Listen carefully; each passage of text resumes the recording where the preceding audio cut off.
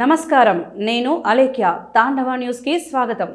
Tandava news. For more updates, like, share and subscribe.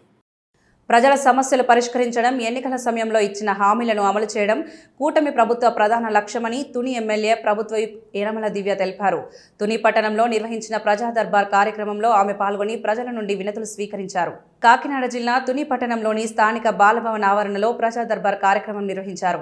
ఈ కార్యక్రమంలో Tuni MLA ప్రభుత్వ యనమల దివ్య పాల్గొని ప్రజల నుండి వినతి పత్రాలు స్వీకరించారు. ఈ సందర్భంగా ఆమె మాట్లాడుతూ పెన్షన్, రేషన్, ఇళ్ల స్థలాల వంటి ప్రజా సమస్యలను త్వరితగతిన పరిష్కరించాలని అధికారులను ఆదేశించారు. ప్రజలకు ఇచ్చిన హామీలను అమలు చేయడం కూటమి ప్రభుత్వ ప్రధాన లక్ష్యమని ఆమె పేర్కొన్నారు. శ్రీవాణి ట్రస్ట్ ద్వారా తుని నియోజకవర్గంలోని 60 ఆలయాల అభివృద్ధికి నిధులు తీసుకొచ్చామని తెలిపారు. తుని పట్టణంలోని Kothapeta girls high school centre వద్ద ఉన్న రామాలయాల అభివృద్ధికి కృషి చేస్తామని అన్నారు.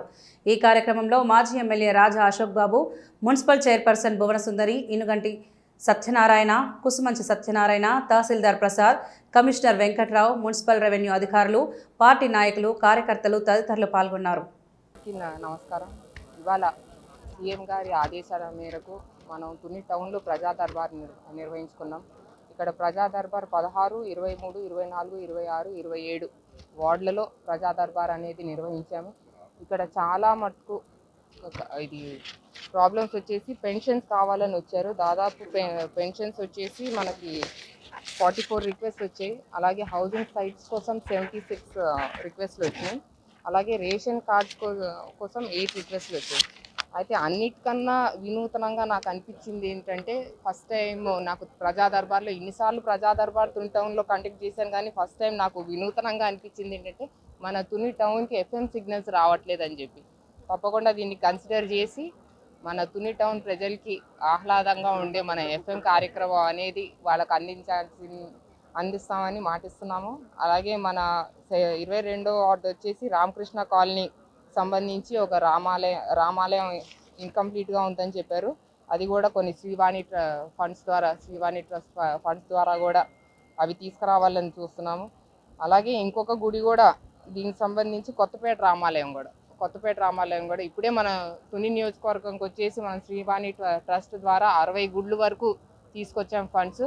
ఇవి కూడా మళ్ళీ లేటెస్ట్గా లిస్ట్ తయారు చేసి ఇవి కూడా దాంట్లో జత చేయాలని చెప్పేసి నేను రిక్వెస్ట్ ఫార్వర్డ్ చేస్తాను.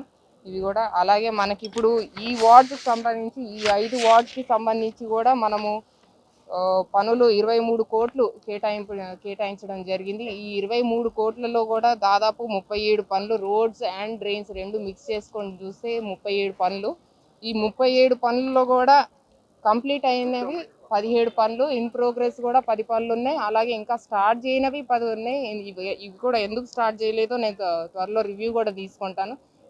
ఇవన్నీ కూడా త్వరలో పూర్తి చేస్తామని మరొకసారి మాటిస్తున్నాను మా తుని ప్రజలందరికీ కూడా.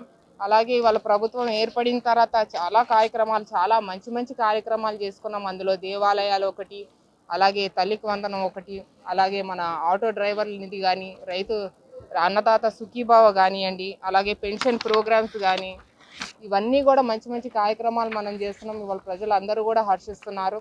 ఇవాళ ప్రజా దర్బార్ కండక్ట్ చేయడం వలన కూడా ప్రజలు ఎక్కువ మంది సంఖ్యలో వచ్చేసరికి నేను చాలా ప్రాబ్లమ్స్ ఉంటాయి అనుకున్నాను, కానీ వాళ్ళందరూ కూడా మనపై నాయకుల మీద అభిమానంతో వాళ్ళందరూ కూడా మండు టెండలో కూడా వాళ్ళందరూ కూడా ఇక్కడ కూర్చున్నారు. ప్రాబ్లమ్స్ అయితే ఎక్కువగా లేవు, కానీ వాళ్ళందరూ కూడా కూటమి ప్రభుత్వం మీద అభిమానం కొద్దీ వాళ్ళందరూ ఇవాళ ఈ ప్రజా దర్బార్లో పాల్గొన్నారు. వాళ్ళందరికీ కూడా మరొకసారి నా కృతజ్ఞతలు. ఈ ప్రజా దర్బార్లో వచ్చిన సమస్యలన్నీ కూడా డిపార్ట్మెంట్స్కి. Tandava news. For more updates, like, share and subscribe.